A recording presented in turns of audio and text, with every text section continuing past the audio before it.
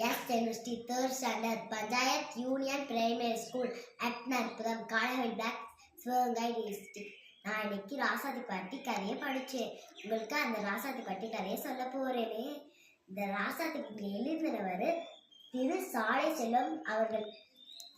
ராசாதி பாட்டி தனியா இருந்தாங்களா ஊர்ல. அந்த ராசாதி பாட்டி கடை வச்சிருப்பாங்களா.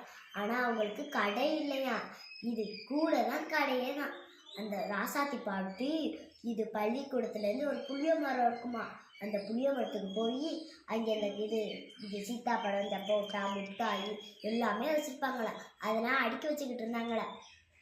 அப்புறம் அந்த எல்லாருமே வந்து கூட்டமாக நின்று முட்டாயெல்லாம் வாங்கி சாப்பிட்டாங்களா. குச்சி முட்டாய், குருவி ரொட்டி, கொல்கோனாலாம் இருந்துச்சான். 10 ரூபா, 1 ரூபா பலூனு, 5 ரூபா காத்தாடி, 10 ரூபா பம்பரெல்லாம் இருந்துச்சா. இன்னும் நிறையா இருக்குமா. எல்லாருமே கூட்டமும் இருந்தாங்களாம். அப்போ பள்ளிக்கூடம் முடிஞ்சிச்சா, பாட்டி கடையும் முடிஞ்சா. 2 போயினோன்னே பாட்டி வீட்டுக்கு போனாங்களா.